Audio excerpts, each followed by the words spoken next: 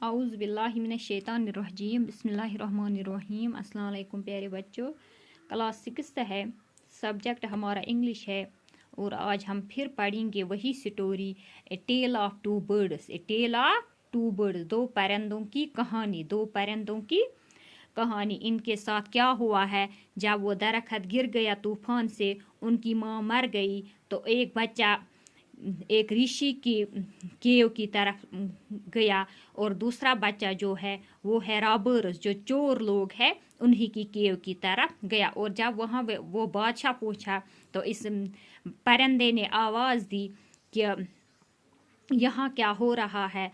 तो बादशाह हैरान हो गया, वो अंदर आया इस केव में और इस परिंदे के साथ बात करने लगा।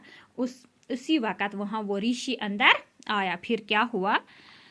You are right, sir, answered the bird. You are right, sir, answered the bird. इस परिंदे ने बादशाह को जवाब दिया, आप सही हैं, आप सही हैं। He is my brother, वो मेरा भाई है। He is my brother, वो मेरा भाई है। But he has made friends with robbers, लेकिन इसने किन के साथ दोस्ती की?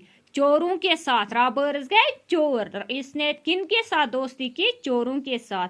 ही now talks as they do, वो वैसी ही बातें करता है जैसे वो करते थे। He does not talk to me, वो मेरी तरह बातें नहीं करता है।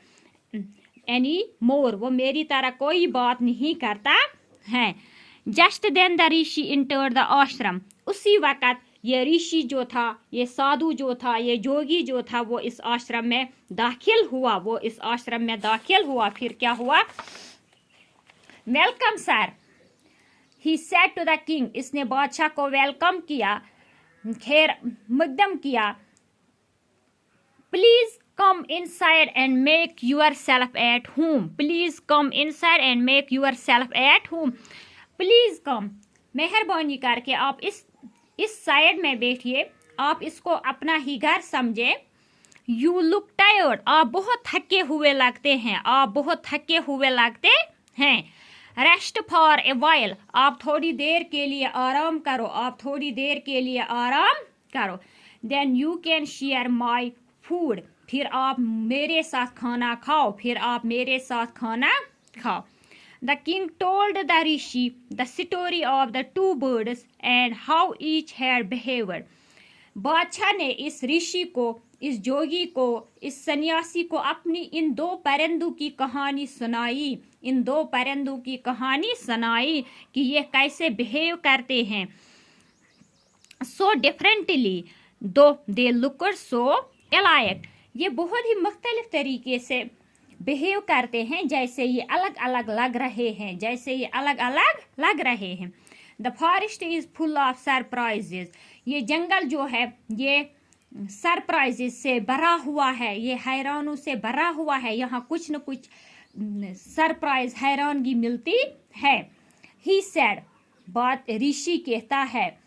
The Holi man smiled and said, जो ये पाक आदमी था, ये हंसने लगा और कहा, after all one is known by the company one keeps. हर कोई किसी साथी के साथ, किसी कंपनी जो साथी होता है, जो इसके साथ होता है, वही वो सीखता है। That bird has always heard the talk of robbers, जो वो परिंदा था, इसने वही सीखा जो ये चोर लोग बातें करते थे, जो ये कहते थे, इसने भी यही सीखा। He imitates them and talks about robbing people. वो उनका नकल करता था और लोगों को फिर यही बताता था कि चोरी कैसे करते थे। This one has repeated what he has always heard.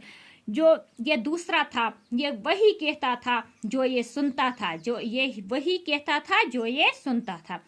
He welcomes people to the ashram. ये इस आश्रम में लोगों का वेलकम करता था, लोगों को खैर मकदम करता था, खैर आबाद कहता था। Now come inside and rest.